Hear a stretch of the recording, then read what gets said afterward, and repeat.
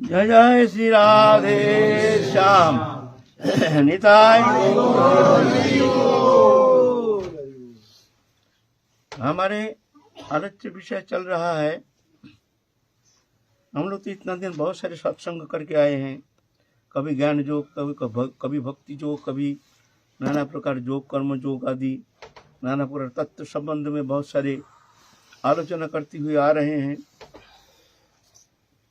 तो अभी महाप्रभु की ऐसी इच्छा हुई कि महाप्रभु के आरंभ से लेकर के अंत तक महाप्रभु सपार्षद महाप्रभु उनके जीवन गाथा, उनके अलौकिक जीवन गाथा संबंध में शास्त्र वर्णित आचार्यों के मुखोद्गीर्ण वाणी आश्रय करके अपने वाणी को पवित्र करने के लिए थोड़ा उनकी चोरबित चारवन आस्वादन करने का प्रयत्न कर रहे हैं। अपना तो वहाँ प्रवेश है नहीं, हम जो आस्वादन करके वो कुछ अनुधावन करके कुछ कहेंगे, ऐसे तो सौभाग्य हमारा है नहीं। एक नाना प्रकार दुर्दशाग्रस्त तापित जीवात्मा है। फिर भी आचार्य के मुखोद्गीर्ण वाणी, अमृतमय वाणी श्रवण करके उनके मुखोशिष्ट किंचित आस्वादन करने के प्रयत्न करेंगे। आरंभ से लेकर जहाँ तक हमारे अनुप्रवेश है वहाँ तक हम चलेंगे। भूल भ्रांति हो तो समस्त श्रोतृबिंदु हमको क्षमा कर दीजिएगा। ऐसे है। तो काल हम लोग आस्वादन करते हुए आए हैं कि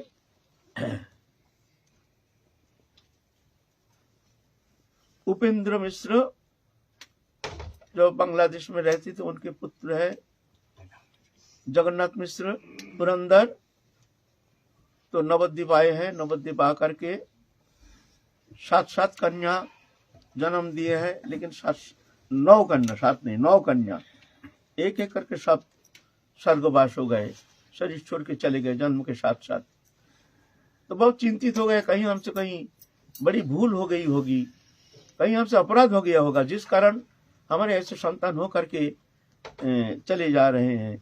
इस तरह से अगर ऐसा होता रहे तो हमारे वंश तो रहना मुश्किल हो जाएगा। तो अनुसंधान कर रहे हैं कहाँ हमसे भूल हो गया। तो बालक हुआ है 10म पुत्र विश्वरूप। तो सोचे ये भी अगर चला गया तो झमेला हो जाएगा, तो कहीं भूल कहाँ हो गई। तो चिंता करके उनके मन में आया कि हमने माता पिता को दुखी करके यहाँ आए हैं, हम उनकी सेवा नहीं किया है, स्वतंत्र होकर यहाँ आकर के जीवन व्यतीत करने के लिए जो प्रयत्न किए हैं, ये हमारे लिए ठीक नहीं हुआ। जब तक माता पिता है उनके सानिध्य में रहकर, उनकी सेवा में रह करके ही हमको इस तरह से संसार कर्म निर्वाह करना चाहिए, ऐसा मन में हुई उनके। खैर ऐसा है नहीं। और उपेंद्र मिश्र भी एक पत्र लिखे हैं कि बहुत दिन हो गया, तुम आ जाओ। तो जगन्नाथ मिश्र पुरंदर कुलीन ब्राह्मण कुल में जन्म लिए हैं, चले गए हैं श्रीहट्ट में, पूर्व बंग श्रीहट्ट में उनके जन्म, वहां पर गए हैं। वहां पर जाकर के पिता माता से मिले हैं। पिता माता भी बहुत प्रसन्न हो गए हैं होकर के बहुत आशीर्वाद किए हैं। तो फिर वहीं पर उनकी गर्भस्थ दशा प्राप्ति हुए माता शोची माता, और उनके उदर में ही उनके उदर रूप अलौकिक भूमि में अवतीर्ण हुए हैं महाप्रभु। तो उनके जो ससुर माता थी शोभा देवी, उनको स्वप्नादेश हुआ कि ये जो पुत्र है ये अलौकिक पुत्र है, ये कोई साधारण नहीं है, तुम्हारे कुल को ये आगे बढ़ाएंगे, आगे मर्यादा स्थापन करेंगे, ये जगत का मंगल के लिए आए हैं, इसीलिए तुम इनका आशीर्वाद करो और इनको नवद्वीप में ही जाने दो, वही इनके लिए निर्दिष्ट है। स्वप्न शून्य का साथ साथ जगन्नाथ मिश्र को कहे हैं, कोई ऐसे ऐसे स्वप्नादेश किया है। और जगन्नाथ मिश्र भी उपेंद्र मिश्र अपने पिता को कहे हैं, पिताजी ऐसे ऐसे स्वप्न देखे हैं। पिताजी भी देखे हैं, जो हमने भी स्वप्न देखा है, दिव्य पुरुष आए हैं तुम्हारे कुल में, तुम्हारे कुल को पवित्र करने के लिए, बहुत अच्छा है, ठीक है, अगर ऐसे स्वप्नादेश है तो तुम चले जाओ। तो अंतःसत्ता अवस्था में चले आए हैं नवद्वीप में, पुनः अवस्थिति नवद्वीप में करने के लिए आए हैं शोची माता, जगन्नाथ मिश्र और विश्वरूप को लेकर आए हैं। विश्वरूप 12 साल के बड़ा है महाप्रभु से, तो वहां निवास कर रहे हैं। तो 10 महीना, 11 महीना, 12 महीना हो गया, पुत्र भूमिष्ठ नहीं हो रहा है, क्या करें। अब ये अलौकिक स्वप्न देखते हैं, सब स्वप्न देखते हैं, जैसे हमारे घर में ठाकुर जी विराजमान है, ठाकुर जी खेल रहे हैं, नाच रहे हैं, कूद रहे हैं समस्त शाखाओं के साथ, ऐसे देखते हैं। कभी कभी देखते हैं हमारे आंगन में समस्त देवता लोग आकर के भर गए हैं, उनके अलौकिक आवागमन देख करके शची माता कभी कभी हर्षित हो जाते हैं। स्वप्न भंग के बाद देखते हैं ना, कुछ तो नहीं है, लेकिन रोज ऐसे स्वप्न देखते हैं, उस दिव्य अलौकिक स्वप्न देखते हैं, जो हमारे गोदी में आकर के ठाकुर जी जैसे बैठे हैं, बैठ करके माँ माँ करके बड़े आदर से पुकार रहे हैं, जैसे साक्षात कृष्ण हमारे गोदी में आकर के हमको पुकार है माँ माँ करके। शची माता उठते हैं, जाग करके बड़े हर्षित हो जाते हैं।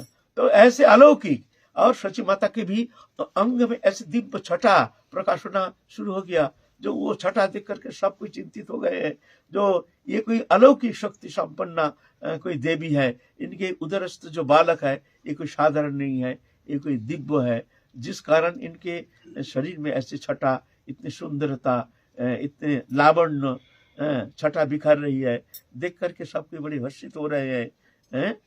तो इधर शची माता के पिता है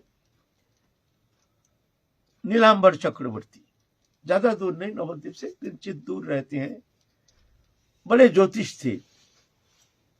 उनको खबर पहुंचाया, नीलांबर चक्रवर्ती आए, आ करके उनको पत्रा देख करके गणना किए हैं, जो ये जो बच्चा कैसे इतना दिन रह रहे हैं, कैसे हैं, क्या है, कहाँ से आए हैं, कैसे उनकी स्थिति है, ये सब देख तक करके वो ज्योतिष शास्त्र बहुत निपुण थे।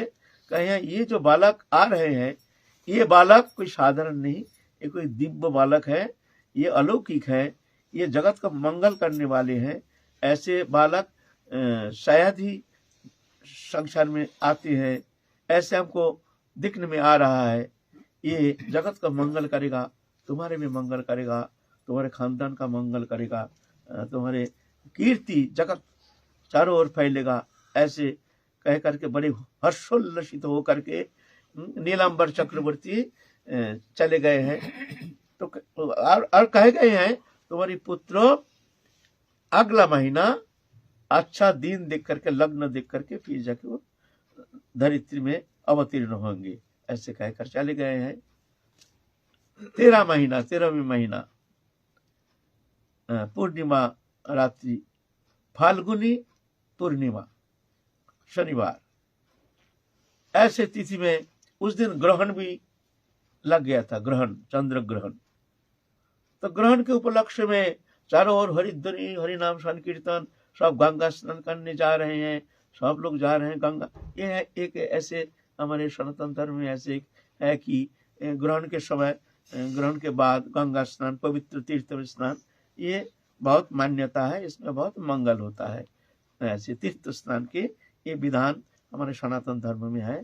कभी सूर्य ग्रहण, चंद्र ग्रहण उपलक्ष्य में नजदीक जो कहीं गंगा जमुना होती है वहां जाकर के गोता लगाते हैं।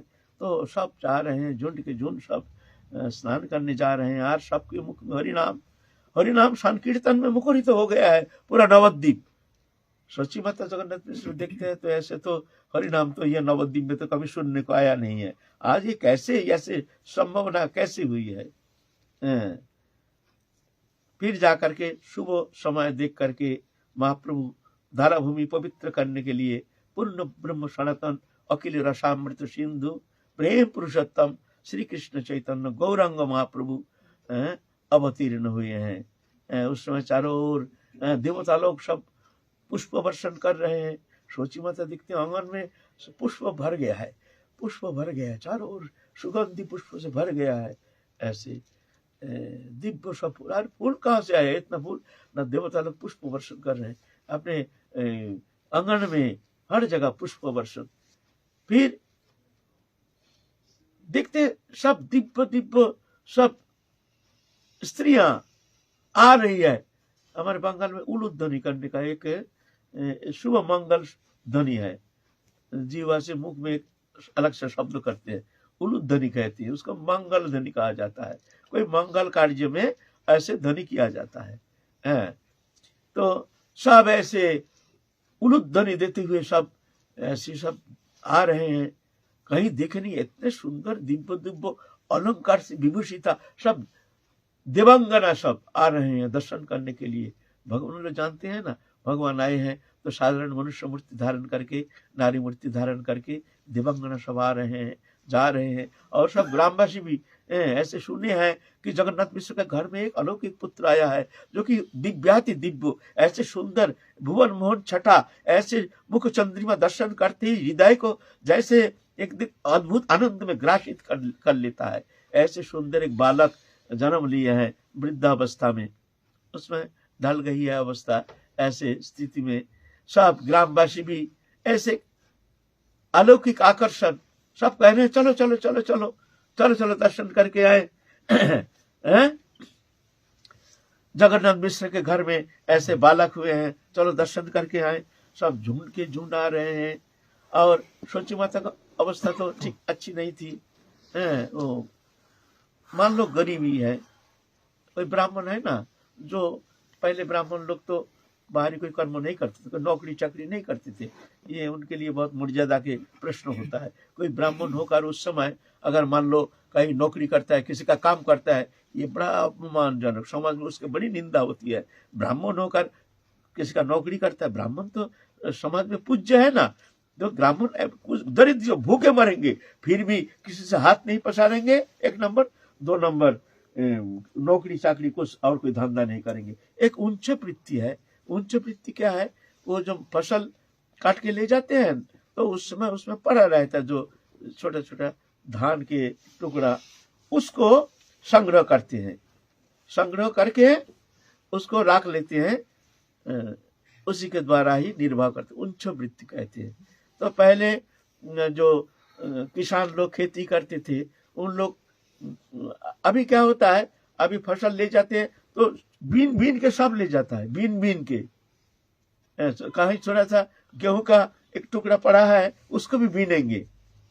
उस समय नहीं था, उस समय उच्च वृत्ति करने वाले बहुत सारे ब्राह्मण होते हैं, तो इसलिए खेती किसान जो करते थे उनके लिए छोड़ जाते थे, नहीं उसको संग्रह नहीं करते थे, ऐसा नियम था। ये माने किसान के लिए अमंगल माना जाता है, जो दरिद्री माना जाता है, जो खेत में ऐसा गिर जाता है ना, काटते समय करता है टुकड़ा टुकड़ा गेहूं के, ये गिर जाता है ना, तो उसको बीन लेते हैं अभी। लेकिन उस समय ऐसा नहीं था, उस समय ऐसे छोड़ के जाते थे। ऐसे उच्च वृत्ति कहते हैं उसको, ब्राह्मण लोग ऐसे करते थे। और जदृच्छला संतुष्ट दंधाति विमर्शन, जैसे मिल जाए उसी में अपना संतोष विधान करते थे ब्राह्मण। तो इस स्थिति में जगन्नाथ मिश्र की स्थिति अच्छी नहीं थी। मान लो दरिद्री ही है, भगवान पूर्ण ब्रह्म सनातन अखिल आनंद सिंधु भगवान लक्ष्मीपति जिनके घर में आए उनके दरिद्री पता क्या कहोगे। और हम लोग तो थोड़ा सा भजन करके सोचते हैं हमारी इतनी दरिद्री भगवान की कृपा हम पर है नहीं, फलाना इतना भजन करते उसकी इतनी दरिद्री देखो। वास्तव में ऐसा है नहीं, ऐसा है नहीं। वो भक्ति तो है अंतर जगत अंतकरण वृत्ति, और ये कर्म संस्कार अनुसार कोई दरिद्र होता है, कोई पैसा वाला होता है, ये हमारे जीवन का उद्देश्य नहीं है। इसके लिए भक्त कभी चिंता भी नहीं करते हैं, भक्त कभी ऐसे सोचते भी नहीं हमारे दरिद्र है, हमारे घर में पैसा नहीं है, हम भगवत भजन करते हैं, प्रभु की कृपा है नहीं हमारे ऊपर, या प्रभु से कुछ मांगते हैं प्रभु कृपा करो ना, ऐसे नहीं, वो मांगते नहीं। जत चलब संतुष्ट, जैसे मिल जाए उसी में संतोष। दंडातीत विमर्शर, दंड अतीत है विमर्शर, किसी के प्रति ईर्षा नहीं, ऐसी ब्राह्मण है। अब आ रहे हैं दिवंगना, सब आ रहे हैं साजदस के, बड़ी सुंदर दिव्या अनिंदा सुंदरी, देख करके चमक लग जाता है। अरे ये आई है कहाँ से? हमारे गांव में तो बहुत सारी स्त्रियां हैं, इतने सुंदर स्त्री तो कहीं देखे नहीं। और सब हंसते हंसते आ रहे हैं, साज धस के आ रहे हैं सब। अब उनको देख रहे हैं सब ग्रामीण जो स्त्रियां, ये कहाँ से आ रहे हैं, कहाँ से आ रहे हैं। और सभी क्या उपढौकन ला रहे हैं, कोई तो मिठाई ला रहे हैं, कोई तो ये चावल ला रहे हैं, तो कोई ये ला रहे हैं। सोची थे मन में जो हमारे पुत्र है देखने के लिए आएंगे तो हम इनको हाथ में क्या देंगे, कुछ मिठाई तो देना चाहिए। तो ऐसे सोच में पड़ गए, लेकिन घर भर गया मिठाई से, मिठाई से घर भर गया। और बच्चे के लिए कोई अंगूठी दे रहा है, कोई हाथ, देवंगना लोग, सब देवंगना देवलोक से आए हैं। पूर्ण ब्रह्म सनातन प्रेम पुरुषोत्तम से गौरांग महाप्रभु आए हैं, उसको दर्शन करने के लिए देवता लोग आ रहे हैं। तारपरे फिर तुम्हारे इंद्राणी, शिवानी, लक्ष्मी आदि सब आ रहे हैं देखने के लिए, जिससे गर्भ में पूर्ण ब्रह्म सनातन अखिल रसामृत सिंधु प्रेम पुरुषोत्तम आए हैं। तो वो माता तो जगत पूज्य है, तो माँ को दर्शन करने के लिए आ रहे हैं वो महाप्रभु के साथ साथ।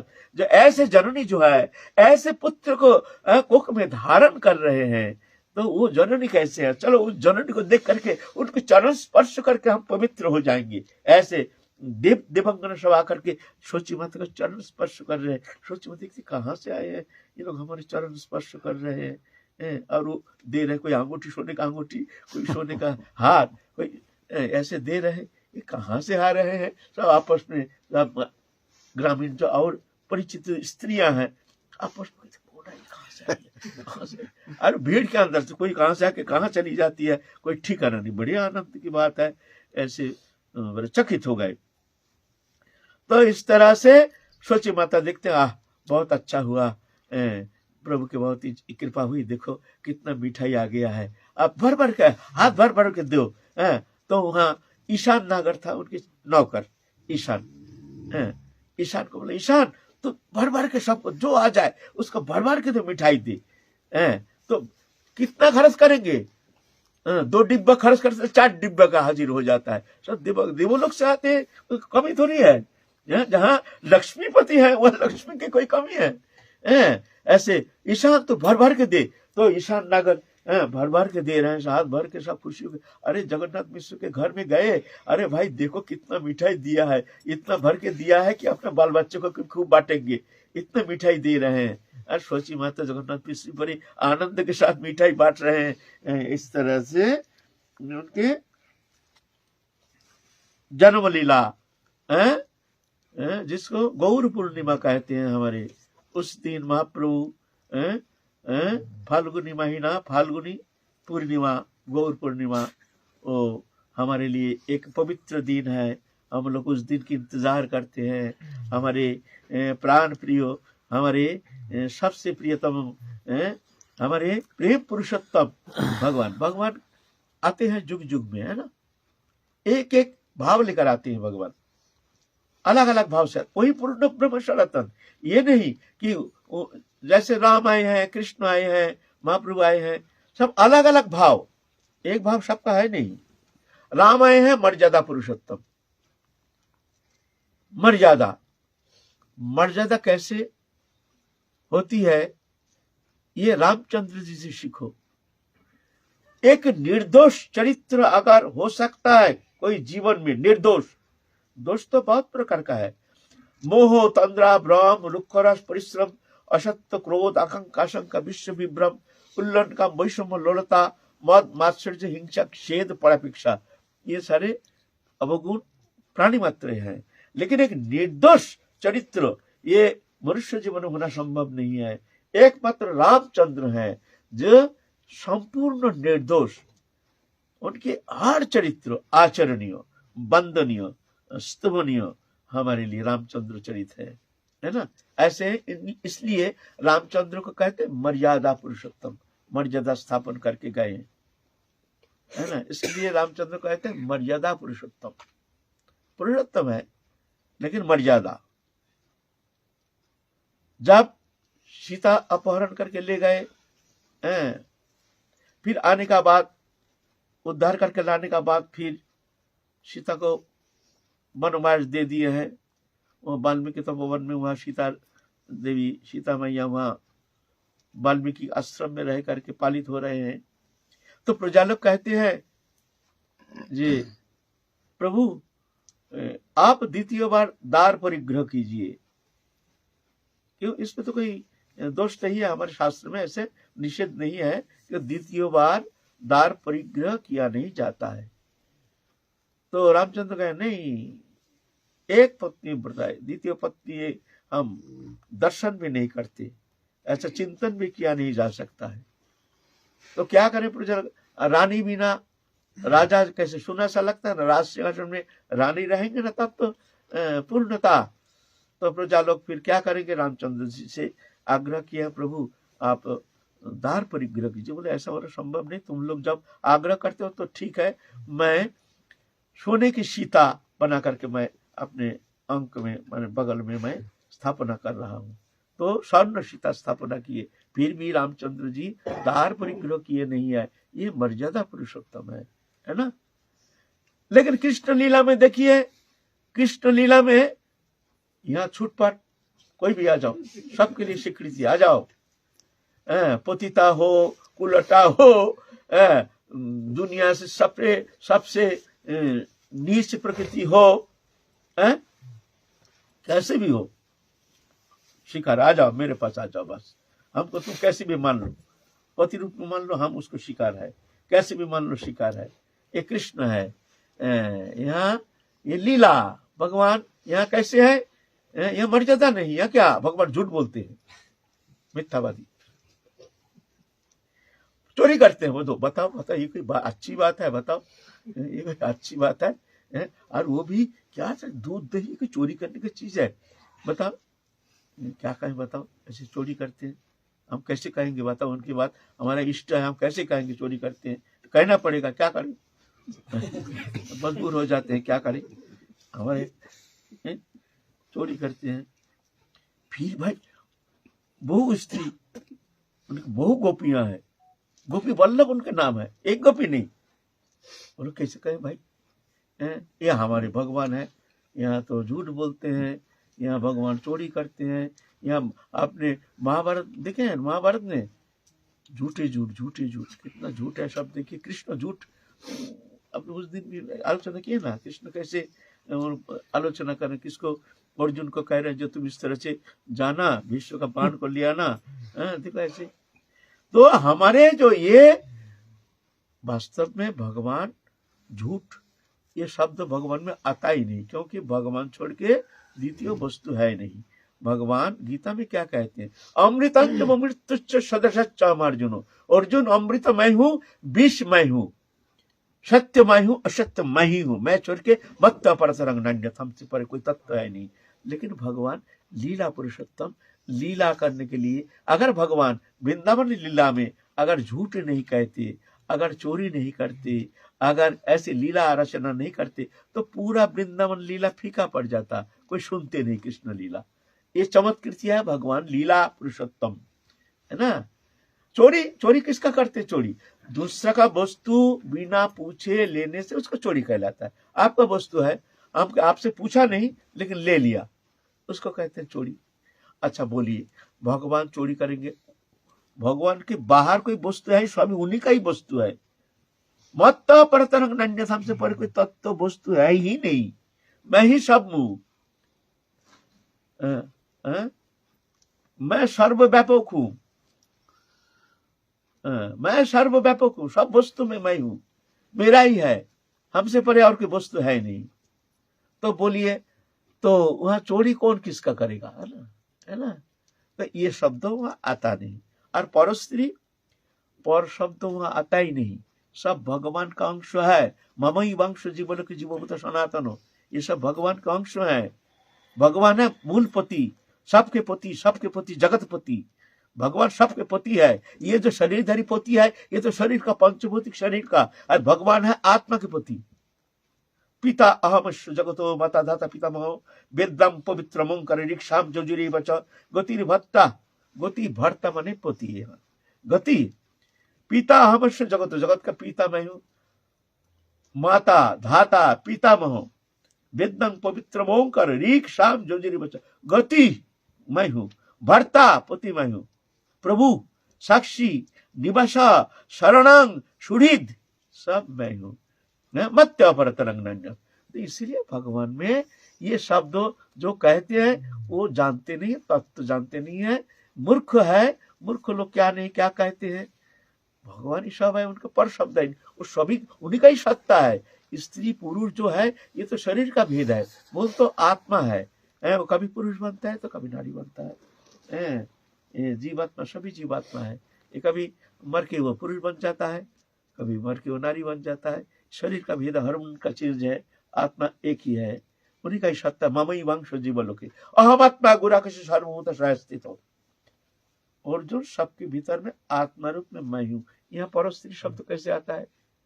ये तो लीला है। और बहुतों कहते हैं, बड़ा सुन के कष्ट होता है, रास लीला है जीवात्मा परमात्मा के मिलन। लो हलुआ, जीवात्मा और परमात्मा का मिलन रास। कहाँ स्वरूप शक्ति की वृत्ति है ब्रज गोपियां, और जीव कहाँ तटस्थ शक्ति।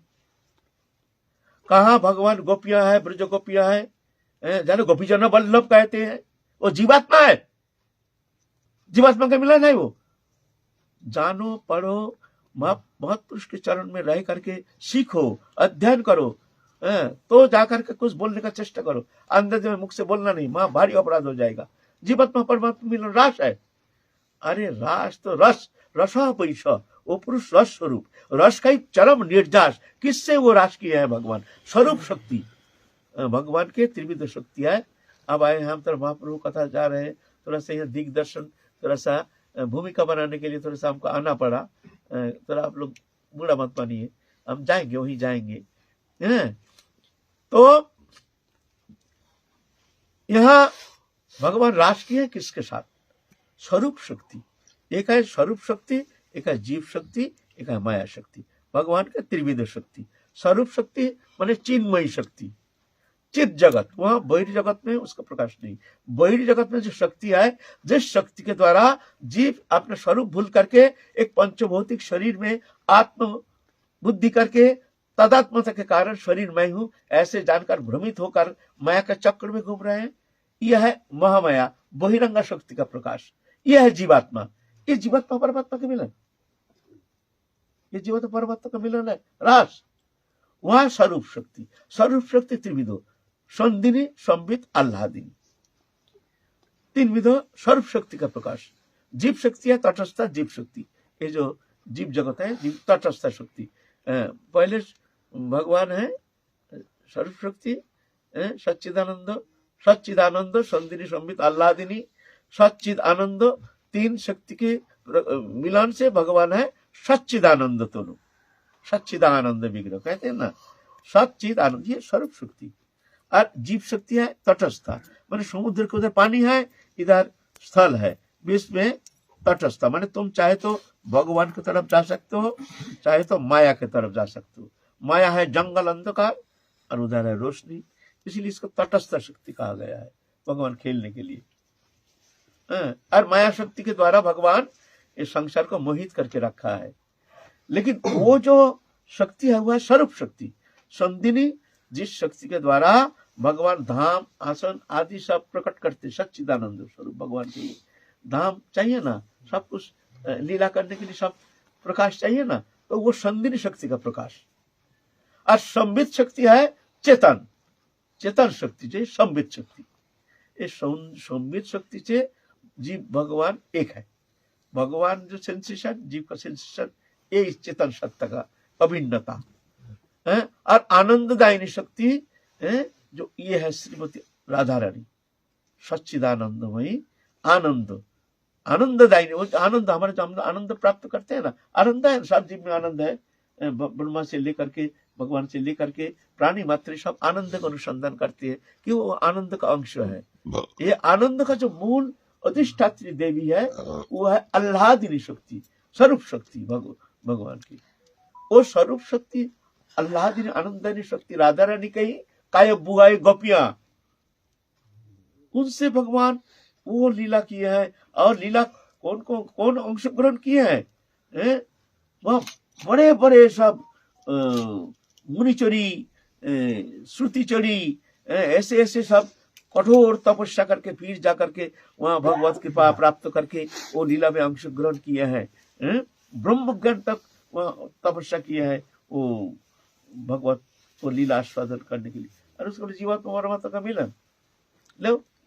तो ऐसे ऐसे व्याख्याकार आकर के विभ्रांति पैदा करते हैं समाज में, आध्यात्मिक जीवन में विभ्रांति पैदा करते हैं ना। तो इसलिए महत् पुरुष के पास जाकर के ही तत्व विषय में कुछ आस्वादन करना चाहिए, उनके चरण प्रांत में बैठ करके तब जाकर के उनके कथा श्रवण करना चाहिए, तब जाकर के तुमको कुछ अनुभव हो सकता है। तो ये हमारे कृष्ण है लीला पुरुषोत्तम, रामचंद्र है मर्यादा पुरुषोत्तम और कृष्ण है लीला पुरुषोत्तम। लीला करते कृष्ण की लीला अनुकरणीय नहीं, वो वंदनीय और स्मरणीय। बस रामचंद्र की लीला अनुकरणीय, उनके आचरण ऐसा हमारे भी आचरण ऐसे होना चाहिए। लेकिन कृष्ण खबरदार, कृष्ण की लीला आचरण करने का चेष्टा नहीं करना, बर्बाद हो जाओगे। कृष्ण लीला का भी आचरण करना नहीं है। बांग्ला कहते हैं আমি যা করি তাই করো না, আমি যা বলি তাই শোনো। मैं जो करता हूँ करना नहीं, मैं जो बोलता हूँ सुनो। है ना। तो आर्य महाप्रभु है प्रेम पुरुषोत्तम। ये जो प्रेम जगत को देने के लिए ये महाप्रभु लीला में महाप्रभु दिखाए हैं, जो वृक्ष लता आदि को भी प्रेम प्रदान किए हैं। महाप्रभु जब झारखंड के रास्ते में जब महाप्रभु वृंदावन के लिए रवाना हुए हैं, उस समय गहरा जंगल, तो अभी का ये समय नहीं, अभी है वो तुम्हारा झारखंड है, झारखंड के उधर ये अभी वो झाड़ी है, वो रास्ते में भगवान जंगल के रास्ते में गए हैं। उस समय शेर, भालू, हरिण आदि सब जंतु जानवर एक साथ मिलित होकर के महाप्रभु ऐसे पानी के छींटा लेकर के छींटा बोले बोल हरे कृष्ण, और सब महाप्रभु के पीछे पीछे चल रहे। हरिण से शेर आलिंगन कर रहे हैं, हरिण से। ये अद्भुत लीला, और महाप्रभु के साथ जो गए हैं वो देख रहे बड़े अद्भुत लीला। सबको प्रेम प्रदान किए हैं, सबको महाप्रभु प्रेम प्रदान किए हैं, जो जड़ जीव जगत उनको भी प्रेम प्रदान किए हैं। तो ये इसलिए, और ये पात्र पात्र विचार नहीं है, ये जो ये सुपात्र है कुपात्र ऐसे नहीं है। कुपात्रों को भी महाप्रभु ने प्रेम, चपाल गोपाल आदि बड़े निंदुक थे। फिर ये तुम्हारा जगाई माधाई किसको प्रेम नहीं दिए हैं। अभी भी महाप्रभु के शरण में जो आता है, महाप्रभु ये नहीं देखते हैं ये पापाचारी, अभिचारी, व्यभिचारी, कुभिचारी, कदाचारी, ये नहीं देखते हैं। उनके शरण में आने से ही उनका कृपा करते हैं भगवान, है ना। इसीलिए महाप्रभु को कहते हैं प्रेम पुरुषोत्तम। ये प्रेम किसी युग में कोई अवतार ने ऐसे प्रदान नहीं किए हैं, है ना, ऐसे प्रेम नहीं दिए हैं। ऐसे पुराण प्रसिद्ध, इतिहास प्रसिद्ध है, ऐसे बहुत सारे महाप्रभु के जीवन। हम लोग आगे चलते हुए हम लोग इस विषय में और आस्वादन करेंगे। हमारी तो शुरुआत है।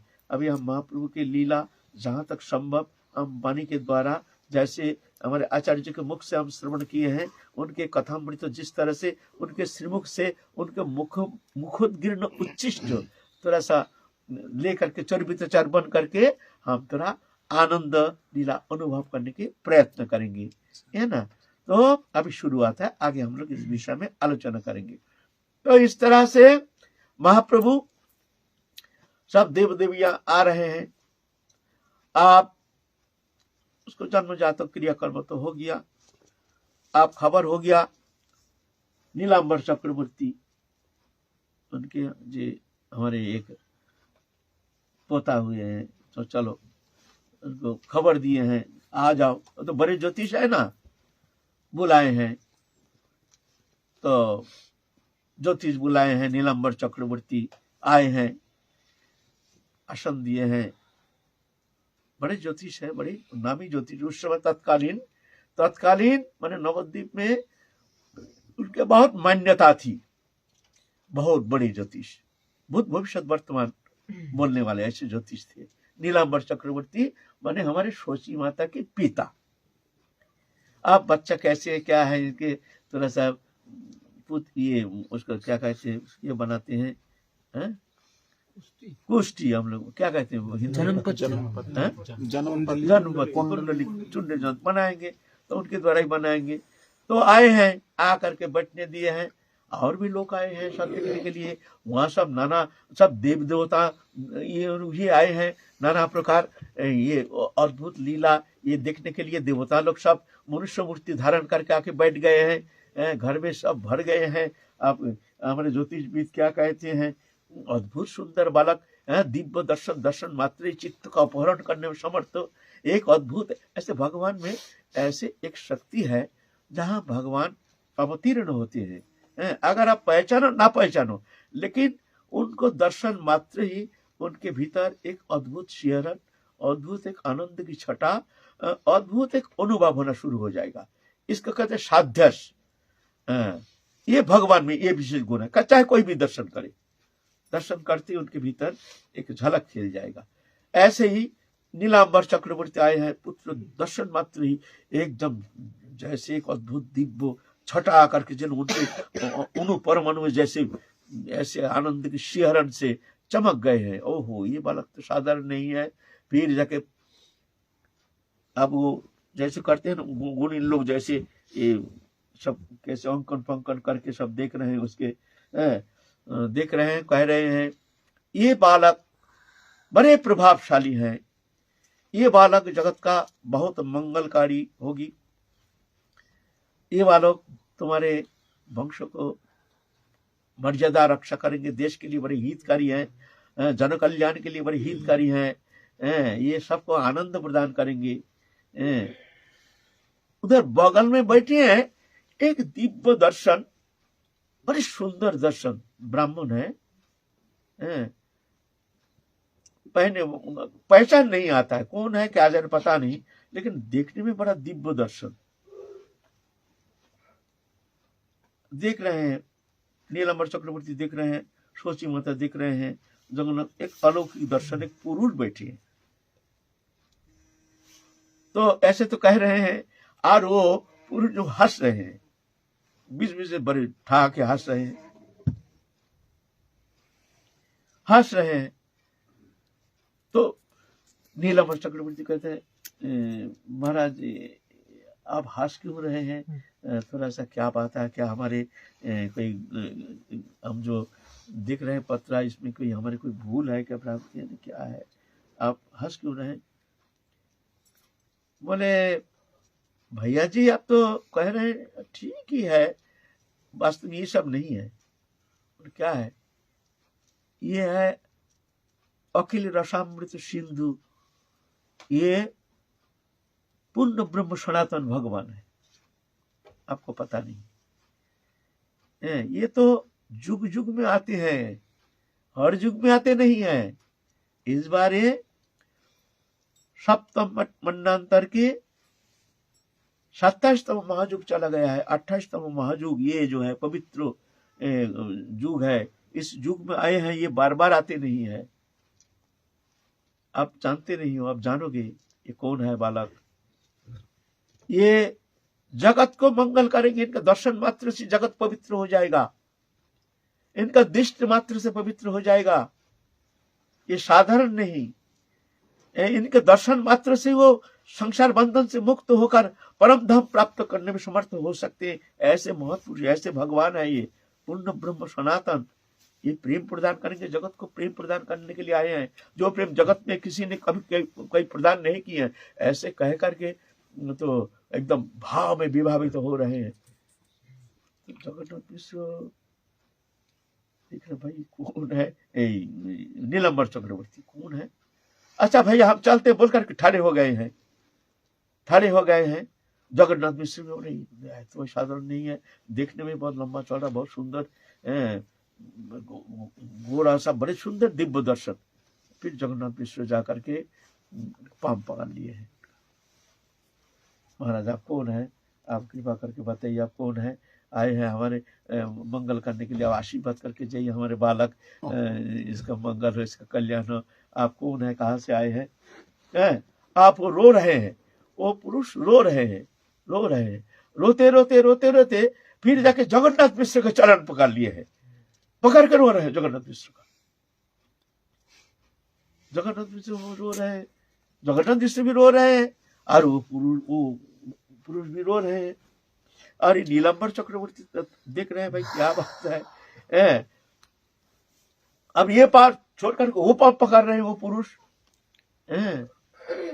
पकड़ रहे हैं। बोलते आप धन्य हैं, हम तो आपको दर्शन करने के लिए आए हैं कि आपके घर में ऐसे जो भगवान आए हैं, तो आप कैसे हैं, आपको देखने के लिए। और ये इनकी माता जो है जगत जननी, हम इनको दर्शन करके पवित्र होने के लिए आए हैं। हम, ये हमारी सौभाग्य है, हम धन्य है जो आपके चरण धूलि लेने का सौभाग्य प्राप्त हो रहे हैं। हम, आप कृपा कीजिए हमको बोल के रो रहे हैं। उधर जगन्नाथ मिश्र रो रहे हैं, उधर नीलांबर चक्रवर्ती रो रहे हैं, और उधर वो पुरुष रो रहे हैं।